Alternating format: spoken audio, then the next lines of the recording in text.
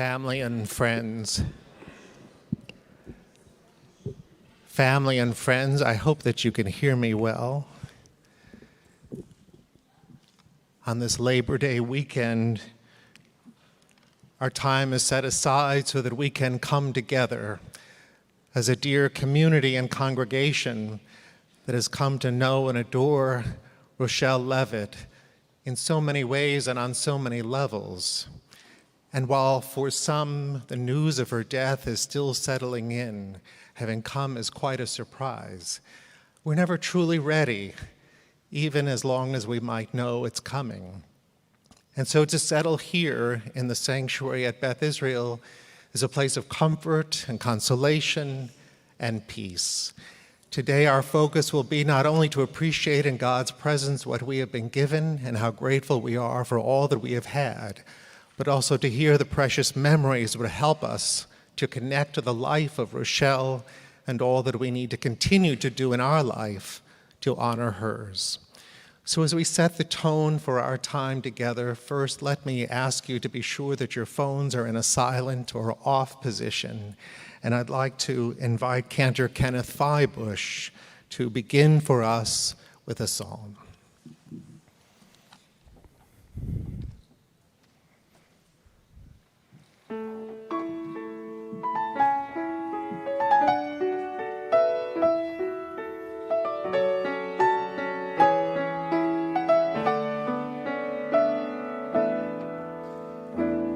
There are stars up above, so far away we only see their light, long, long after the star itself is gone. And so it is with people that we loved. Their memories keep shining ever brightly, though their time with us is done.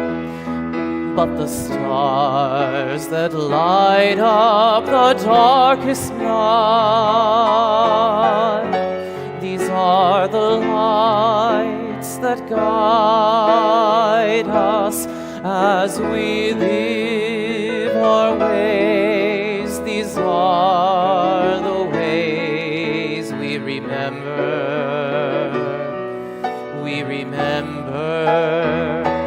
as we live our days. These are the ways we remember.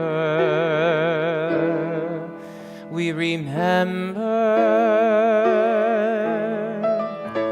Yesh kochavim she'oram magi'a artsa, רק כאשר הם עצמם עבדו ואינם.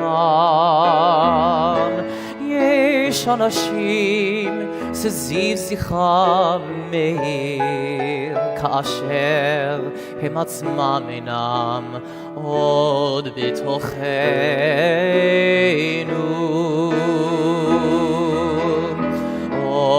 עוד אלה המבהיגים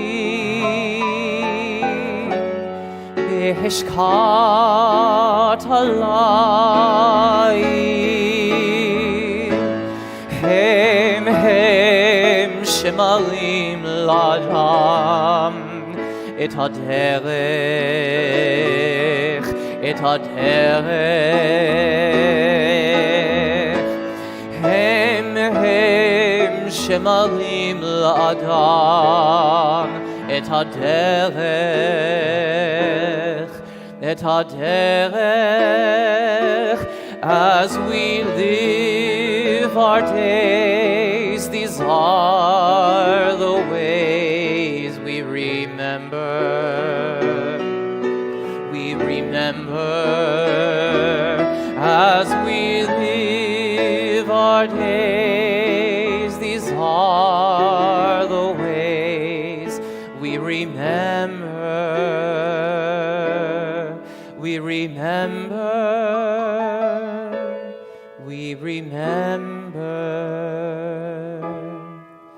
We remember.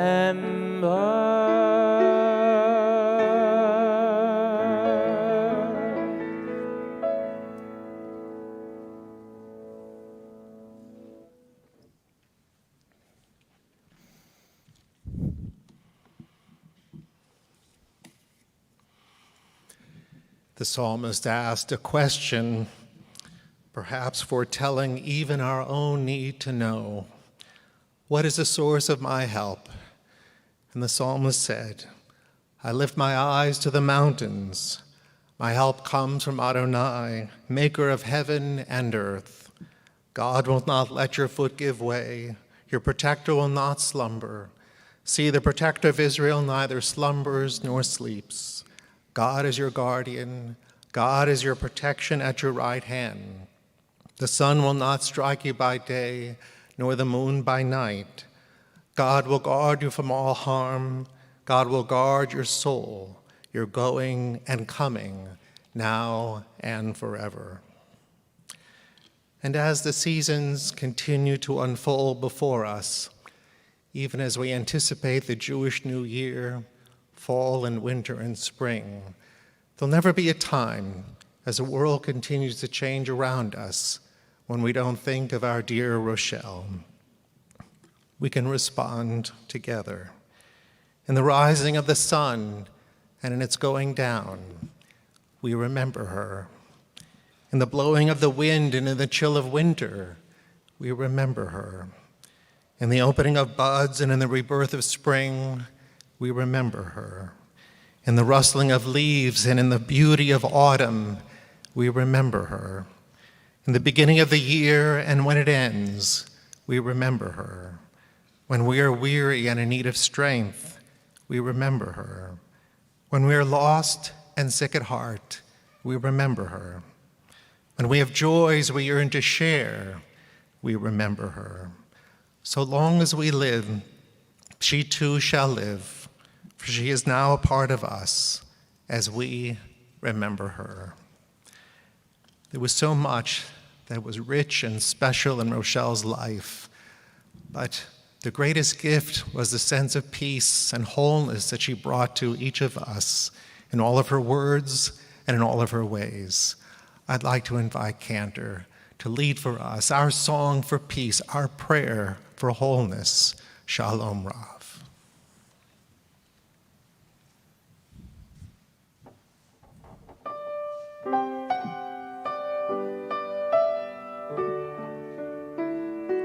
Shalom Rav al Yisrael amcha tasim leolam. Shalom Rav al Yisrael amcha tasim leolam.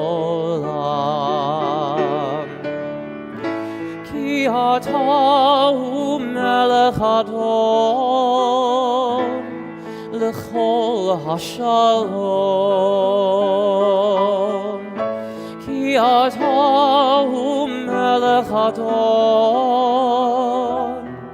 lechol hashalom. Shalom Rav al Yisrael amcha tasim leolam.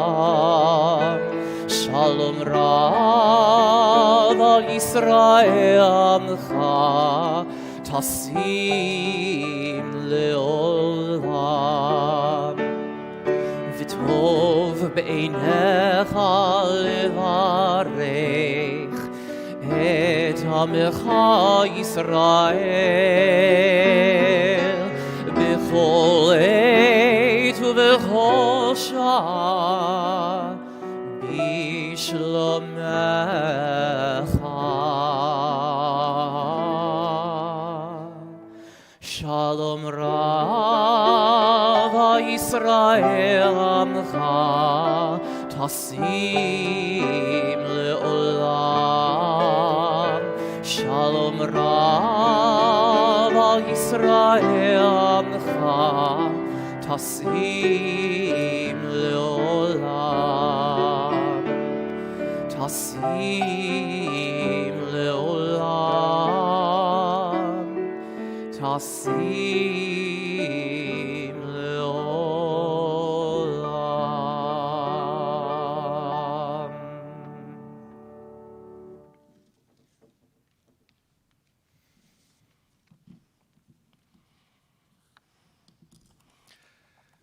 Earlier today, the family gathered with me as we fulfill the mitzvah called Levayah, to accompany our loved one to her final resting place on earth. But now is the time for memory. Now is the time to unpack all that is in our hearts with the words that we need to share. And I remember just a few days ago, Max showed me a dear picture of his Rochelle. It was the epitome of her beauty and her brilliance. Her beauty and brilliance that we all remember came into view years ago when Rochelle began to write the script of her own life story, so to speak. It would be a much different script than the one she was given by her parents to read and follow. Rochelle saw herself as a woman who wanted to know and honor all God's gifts to her. It didn't take long for her to know that her beauty and her brightness entitled her to more than her generation expected of her. Over the course of her 80 years, Rochelle never missed a moment to help reveal the nature of everything she discovered. In school, Rochelle learned well. She was a voracious reader who discovered more and more about topics that excited her. She studied classical guitar. In each string, she revealed resonating notes and chords. Her performances were well received. She had an eye for art. In her home, she used art and furnishings to reveal how each room filled a purpose and how private spaces brought calm and peace. Rochelle's home would be for her family. It began with Max, her dear husband of 61 years. Max met Rochelle when she was 19 years old. To use his word, she was beautiful, which must be underscored for emphasis. He admired her ability to listen and to take great interest in others. Whether on a trip abroad or close to home, in a social setting, Max was impressed by her social skills and her kindness to others. But it was the unique friendship they shared and developed in all the years they had together that brought Max true happiness and the greatest joy. He looked up to his dear Rochelle, and he loved her so deeply. Rochelle's home was built for Tracy, Clay, and Cindy, and later Glenn and Katie and their children too, and we'll hear from them today. It was a place where they found much love and high standards. They found love because their mother adored them unconditionally. They learned there were high standards because their mother lived by high standards. But their home was open to their friends who came to hang out with them. It was a safe place for them to find their mother's listening ear, non-judgmental encouragement, and music that filled their house and lilted them into sleep. Though Rochelle loved them, she also wanted them to learn what they needed for themselves and to go in directions where they would be fulfilled. Rochelle was a doctor of psychology. For her, it was more than a craft or skill. Like other parts of her life, listening and treating her patients was an art, too. With extraordinary devotion to her patients, she listened attentively and helped them reveal their own gifts. Without judgment, she applied herself professionally and unfailingly. It wasn't unusual for her to take calls at any time. A breakthrough or a chance to ease someone's pain compelled her to answer the call. When Rochelle needed time and place to rejuvenate, she found it in nature. In Houston, she ran for miles at Memorial Park. In Aspen, she found her place in the mountains in the Aspen Institute. There, her body and her mind were nourished. She came home ready to give more to others. The script that Rochelle wrote was a narrative that revealed who she would be at her best. In all that she did or created or shared or said reflected the best that was in her. She made it look easy, but she didn't deny that each step she took depended on courage and trust in her own instincts. The frame that surrounds her beautiful picture on four sides represents her family, her career, her friends and community, and her art and music. They focus our attention on the beautifully bright and stunningly singular picture of Rochelle Levit. Though she sought no awards or fame, for her performance in life and for all that she helped us see and to know, we say, brava, brava. And there is no way to continue except to invite members of the family and others, and I'll call you by name, you won't miss your turn. First, I'd like to invite Tracy, Clay, and Cindy to come forward to speak.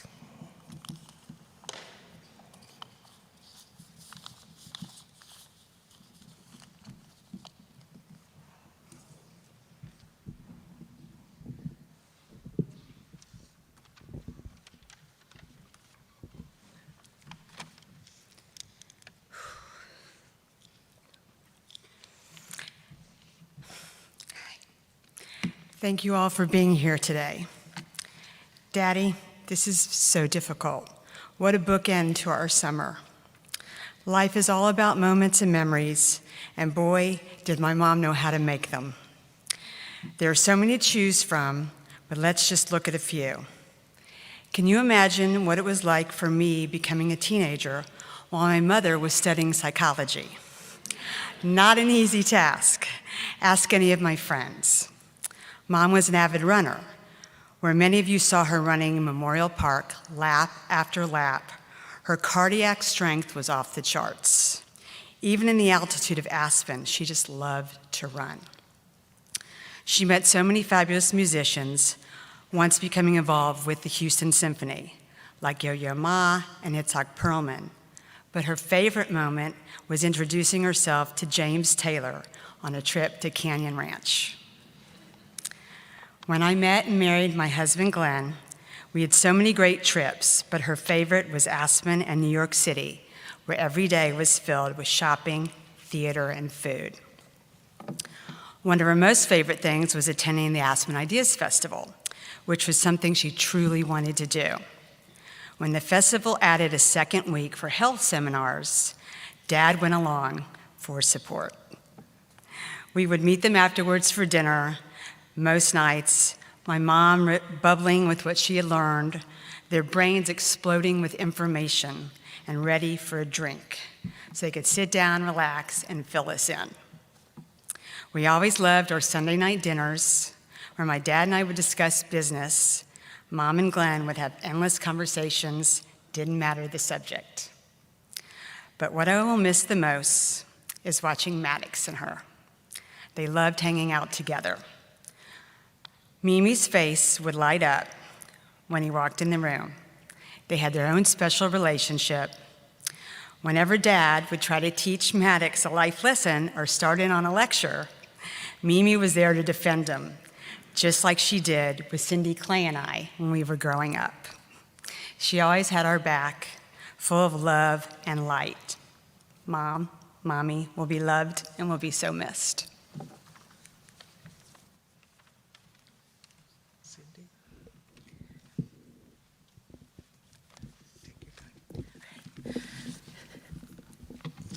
I feel like I can't do this, but I keep hearing my mom say, well, try, and try means will, so I'm going to do it. My mother lived life her way, and with such grace and elegance and dignity, as we all know. She was a real independent spirit and thinker, and standing for what she always knew to be her core values.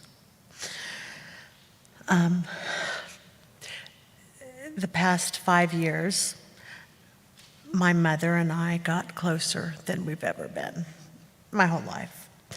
And we opened up and shared and felt pain and felt happiness. And I have all of those memories inside of me, including the ones when I was younger. And I think she told my son Ryan I was intense. Ryan said, "What was my mom like when she was 18 with you?" And my mom opened her eyes. She's like, "Intense." And we did. We had an intense relationship that was really, became really deep and beautiful. And some of my greatest memories are of my mother playing classical guitar, because I feel that shaped me into who I am today. And studying piano and having the perseverance that she had and the hard work and practicing and wanting to be the best. And it became who I was and a way to express myself. And that's how I see my mom. I could go on and on about what she's done for the symphony and what she's done for stages. And I mean, it was endless. But my mom and her love of learning and growing and thinking and interesting conversations and music and art collecting is how I see my mother. And I will really miss her. And I know she's going to be with me and my children, and a lot to carry on to and live up to Rochelle Levit. And I'm not going to read the rest. Thank you.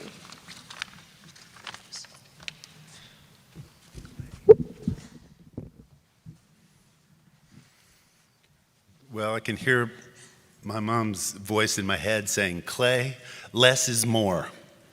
So I'm going to be brief. As a small child, I would lay in bed at night and listen to my mom practicing her classical guitar. And I think it instilled in me a lifelong love of music that continues to this day. And I know that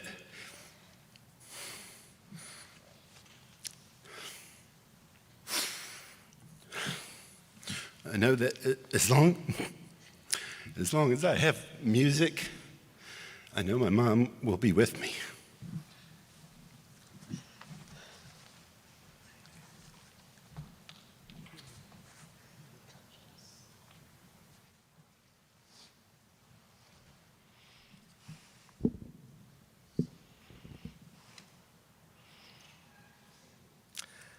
I'd like to invite Rochelle's grandchildren, all of you, all the grandchildren to come. I know that some of you will share some words, but come and stand together so we can feel joy in her grandchildren standing together.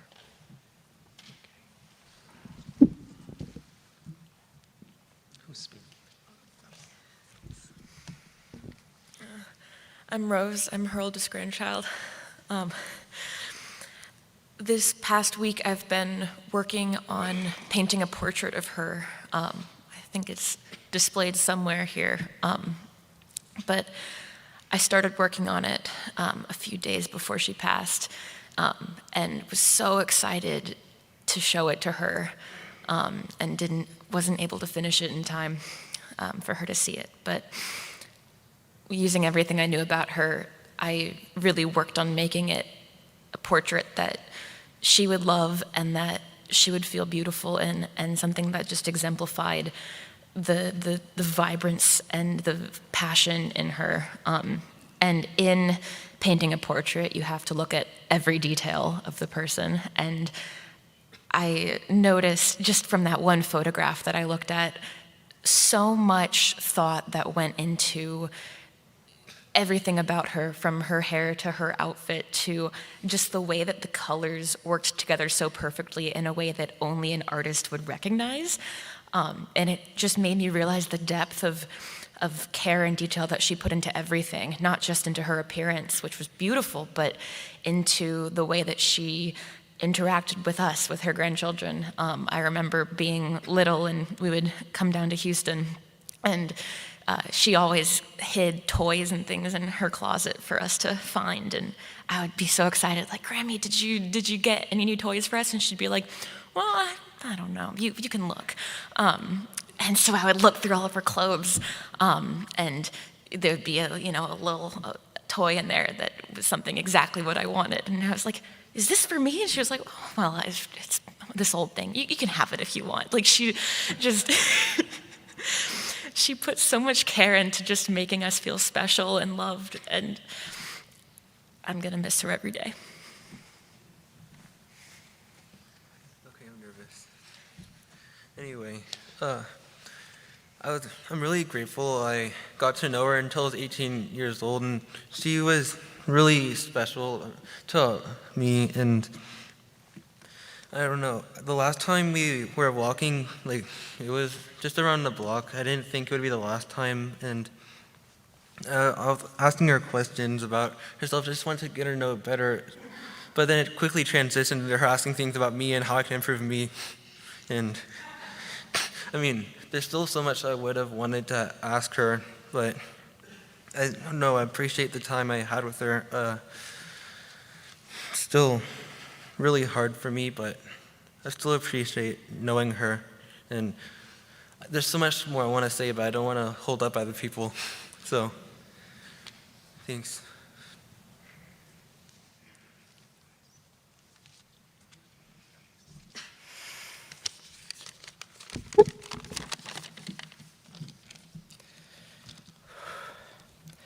Thank you all for being here.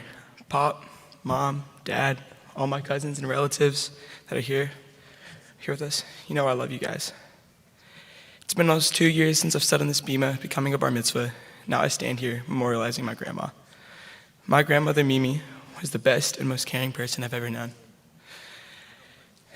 I was always so proud to tell her of the things I was doing. Her response to me would always be the same thing. Oh, that's awesome. When I recently found out that she's been sick, and that she'd been sick for the past 10 years, I was in complete and utter shock. I never knew. Whenever I would see her, I could never tell she was sick. When we would go out to dinner and she would order her lightest Pinot Noir with the king crab legs or tortilla soup or anything else lightly dressed, I could never tell. When we went to the movies together regularly, I never suspected she was sick. There's one movie that will always stick out and stay in my heart forever. Mimi loved this movie. The movie's A Dog's Purpose. If you haven't seen this movie, it's essentially about a dog just living his life, but he finds that the main purpose in life is to live your life to the fullest. And I believe that my Mimi did that. She always had a smile. I never saw her down about anything. She was always in good spirits. We went on a trip to Costa Rica once, and one thing we all did is we went ziplining. I remember when she was on the zip line, she got stuck, and they had to pull her in. I was really nervous for her, but when she got off, she just laughed. She thought it was so funny. Nothing could break her spirit. She was so special. She never showed me any weakness, just a positive spirit and energy. I can now only imagine how much more we could have done together if she felt better. Mimi was a shining light in my life, and just like I promised her, I will always love her and I will always remember her. Thank you.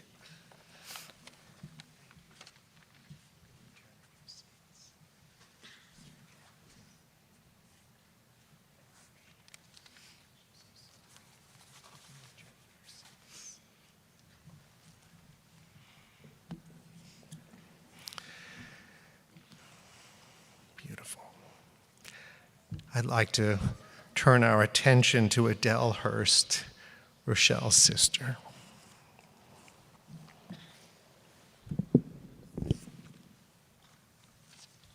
Hope I can do this. Hi, I'm Adele, Rochelle's twin, for those who don't know me. It's been a trip being Rochelle's twin. No other factor has defined me more in my life than being a twin and Rochelle's twin. We had our challenges, but we had our joys.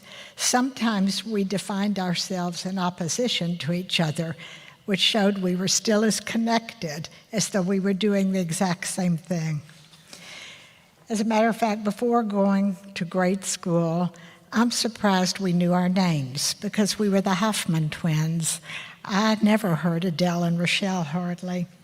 And coming from my family, there was very little individuation we were grouped together. As a matter of fact, my parents dressed us alike until we were in middle school, and our biggest fights were over what we were going to wear the next day. Our mother told a story about our walking to school and her watching us. We walked to Sutton Elementary School. Then that was okay. And when we were walking, we'd start off holding hands, and then we'd stop and we'd fight. Sometimes one of us would be on the ground, and then we would get up and we'd hold hands and we'd walk the rest of the way to school. And we've been doing that our whole lives. We needed time out, we would have conflict, we wouldn't talk for a while, and then we were loving. We got back together as though nothing had happened. We went through life like that. Rochelle was my strongest ally and confidant and biggest competitor. We led the way for each other. Sometimes we were partners in crimes. I'm going to not tell all the stories, but I'll say this one exemplifies us. So we were in a carpool with our friends, and we fought over who wasn't going to drive. We hated to drive. One morning, I don't know which one of us, I forgot which one of us was driving, but we were lighting a cigarette. And of course, our parents didn't know, and we ran into someone's mailbox, and that's how they knew. And through our whole growing up, there were stories like that. We called each other for advice in different ways. We each had our own areas of expertise. We defined ourselves often together and often in polarities. I certainly depended on Rochelle to be my consultant in so many ways.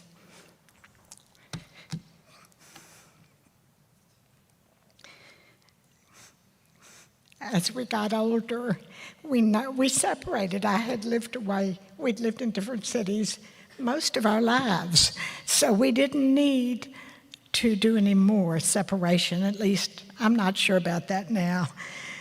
But it feels like a part of me will be missing forever. And I will love and miss my longtime friend, my alter ego, every day of my life. And I can see her now resting in peace, looking as beautiful and groomed as ever.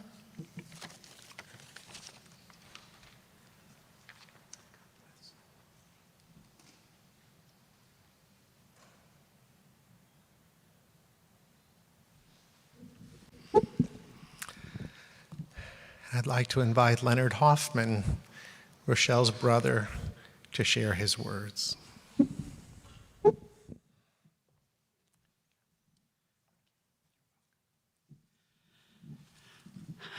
This is the hardest thing that I have to do, is to talk about my sisters.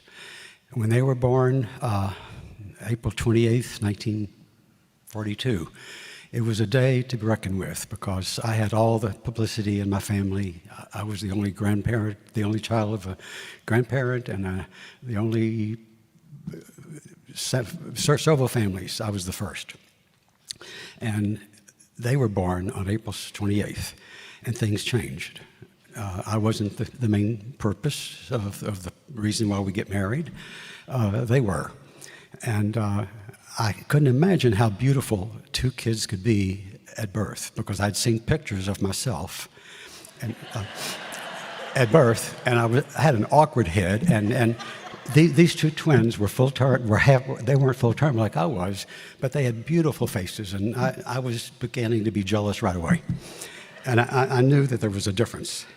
And I'm going to jump ahead, but just to say that over the years, I became devoted to them because every time I needed to steal the car, and I was babysitting, and when I was only 12, they didn't tell on me. And I took them to friends' houses and places, and it was interesting until a few months later we got caught. And we had to stop doing that, but they were really loyal to me. I'd always was somewhat jealous because at the time I was going to college, I think I got into the fraternity because they heard I had two beautiful sisters at home.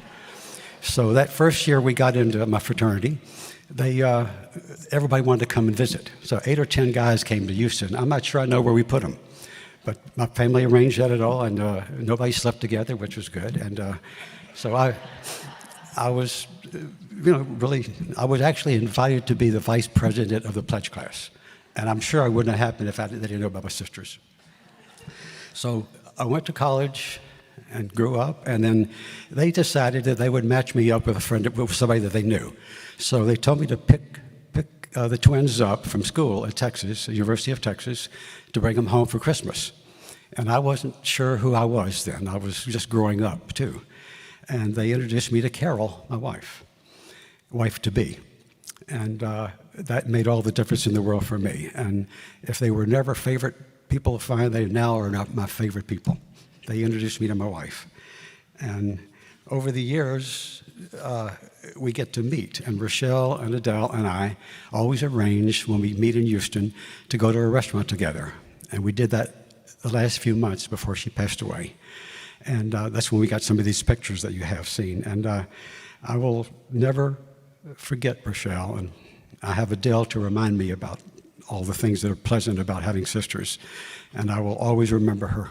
Thank you.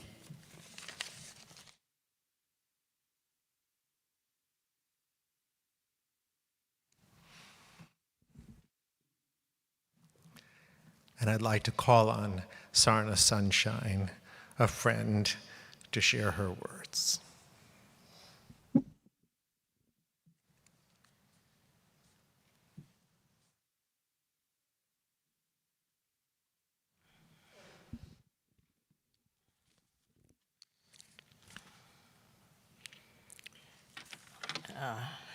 A best friend, a lifelong friend, is a treasure. And my treasure trove from 1959 to today is Rochelle, dearie as I called her. From that moment at Consolving Dorm, when we passed each other in the hall wearing the same shower cap, I knew that we would be similar in other fun choices. You should have seen those puffy shower caps. Some of our fun that year included our mischievous delight in challenging any restriction on our adolescent behavior. After all, as she would tell me all year, she was only 17 and I was 18. So we chewed bubble gum, blew huge bubbles, and skipped arm in arm down the drag. This was in utter defiance of our sorority's rules for proper pledge behavior. Some spy for the sorority must have seen us, as shortly thereafter, the pledge trainer solemnly labeled us as flippant. We gave each other that all-knowing, everlasting glance that signaled our togetherness. In 1973, we began where we left off in college, as Billy, I, along with our 3 children, moved to Houston. Soon, Rochelle was delighting the kids on one of many adventures to Hippie Hill with her guitar playing and our singing. Rochelle could master anything she set her mind to. Playing folk songs evolved to learning classical guitar, and then performing with her teacher on stage at St. Thomas University, where she received a standing ovation. I was so thrilled. We decided to investigate the burgeoning movement of Eastern meditation by taking yoga classes in Montrose. Well, we didn't know if any Jewish girl had ever been to Montrose. Soon, she was asked to be an instructor, which of course she turned down because after all, she had 3 children at home, lunches and stuff like that. Simultaneously, we were taking ice skating lessons early in the morning at the Galleria. Of course, she skated briskly past me and even skated backwards while I was still circling the rink, probably holding on. I saw her glide past me smiling, that same smile.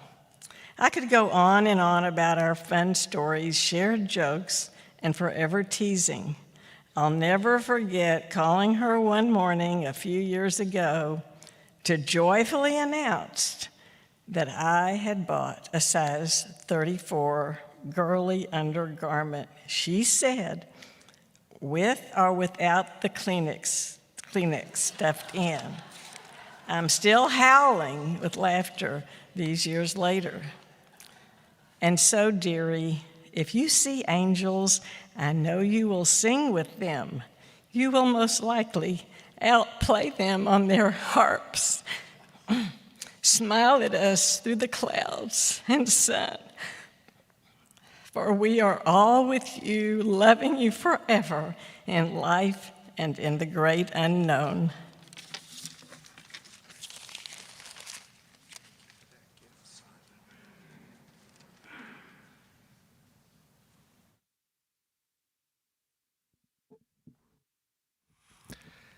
I'll invite Carol LaMarche to come and share her words.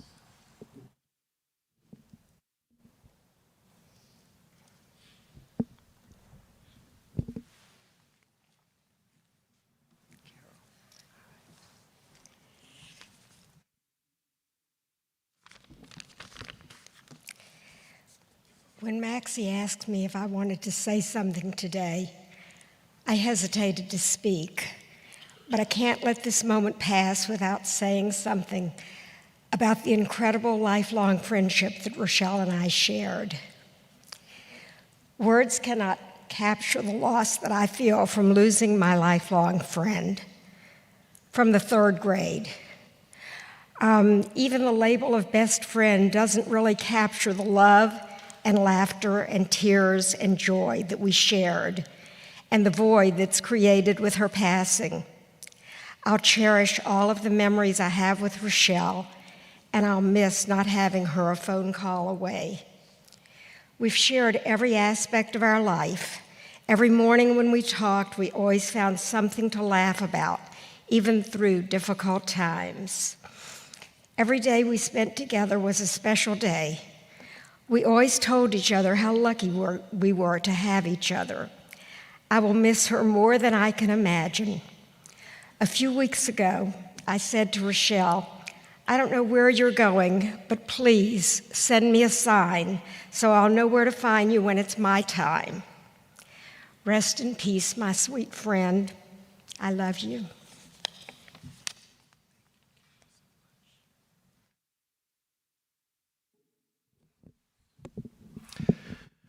Through the words and memories, and some laughter too, we learn from our tradition there are two kinds of tears, dema'ot shel ashan, dema'ot shel perot.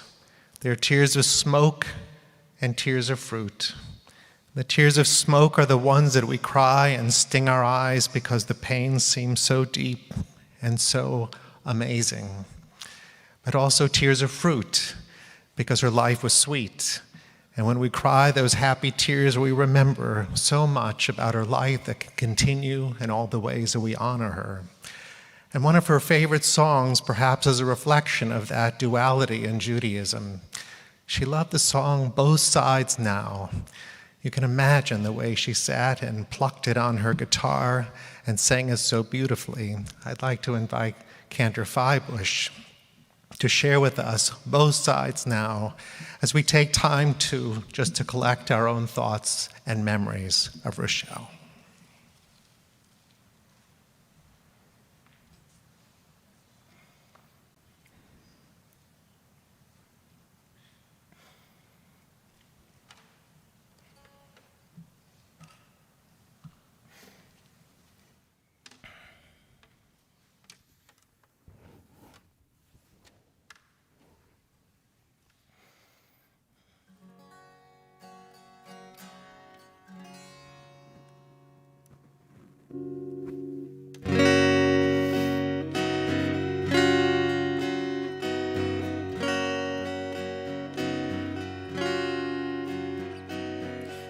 Bows and flows and angel hair and ice cream castles in the air and feather canyons everywhere. I've looked at clouds that way, but now they only block the sun. They rain and snow on everyone. So many things I I would have done, but clouds get in my way. I have looked at clouds, both sides now, from up and down, and still somehow is love's illusions. I recall I really don't know clouds at all.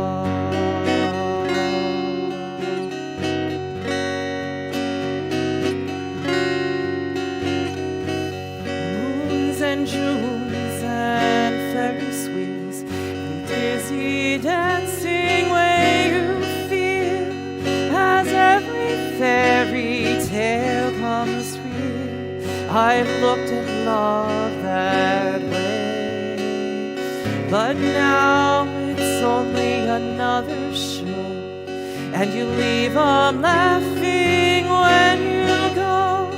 And if you care, don't let 'em know. Don't give yourself away.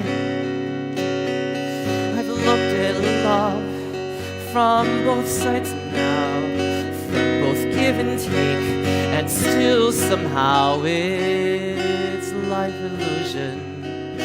I recall I really don't know love at all.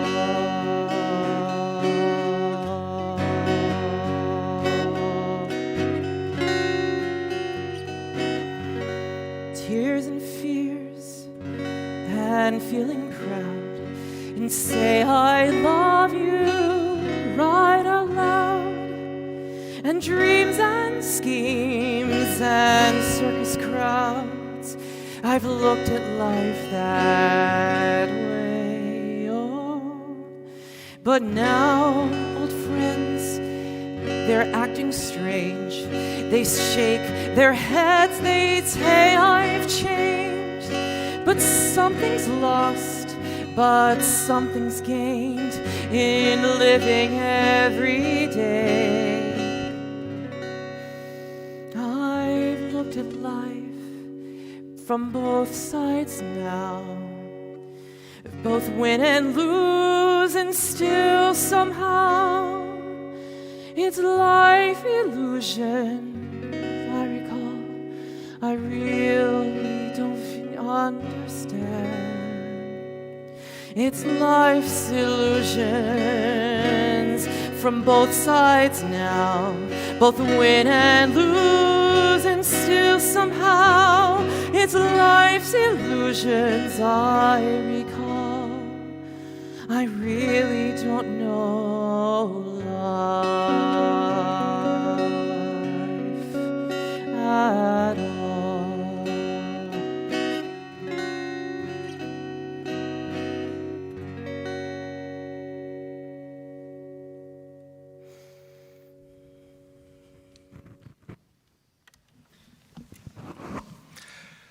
Our time together has been full and meaningful and memorable.